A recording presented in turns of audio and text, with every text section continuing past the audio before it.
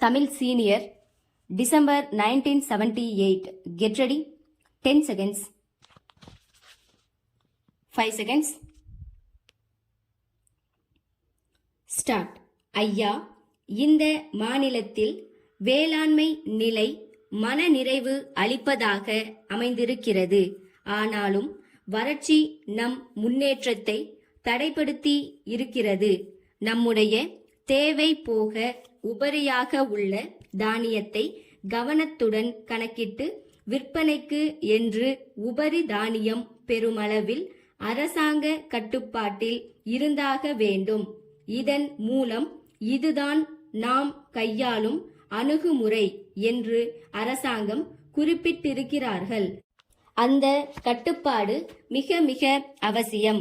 இந்த கட்டுப்பாடு இருக்கிற காரணத்தால் தான் இப்பொழுது ஏழை எளியவர்களுக்கு உணவு தானியங்கள் கிடைத்து வருகின்றன. இந்த கட்டுப்பாட்டை சொல்கிற நேரத்தில் முன்னால் இருந்த தட்டுப்பாடு என் கவனத்திற்கு வருகிறது.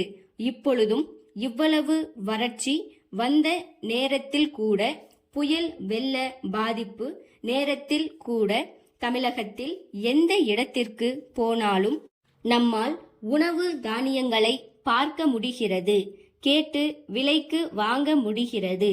ஆனால் 2 ஆண்டுகளுக்கு முன்பு அவைகளை கண்களால் பார்க்க கூட முடியாத அளவுக்கு தட்டுப்பாடு இருந்தது. எனவே இந்த உணவு தானியங்கள், உபரி தானியங்கள் பெருமளவில் அரசாங்கத்தின் கையிருப்பில் இருக்க வேண்டியது மிக அவசியமானதாகும்.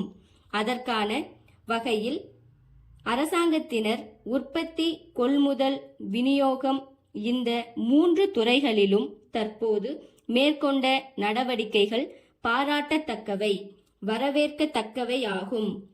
வணிகர்களிடம் இருந்து 20% அரசு கொள்முதல் செய்வதற்கு திட்டமிட்டு நிறைவேற்றி வருவது பற்றி நண்பர்கள் கூறினார்கள்.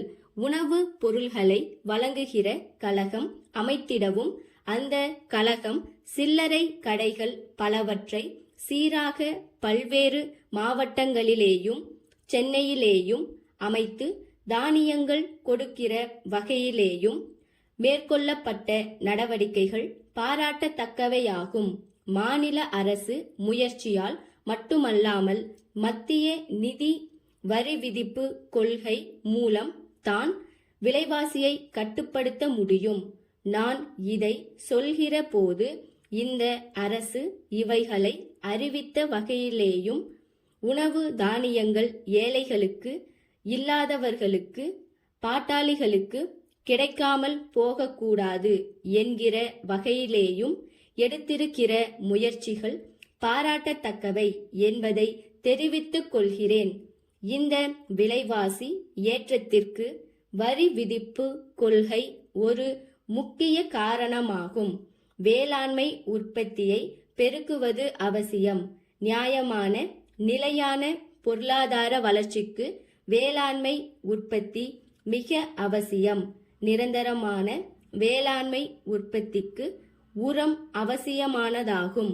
இந்த உர உற்பத்தி தொழில்களை உள்நாட்டிலே துவக்க வேண்டியதற்கும் வெளிநாட்டில் இருந்து உரத்தை இறக்குமதி செய்வதற்கும் நீண்ட கால திட்டம் வேண்டும்.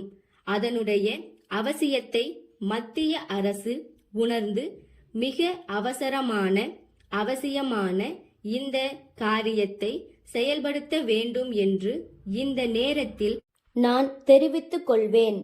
அடுத்து காலத்திற்கு ஏற்றவாறு நம்முடைய பாசன வசதிகளை சீராக்கிட வேண்டும்.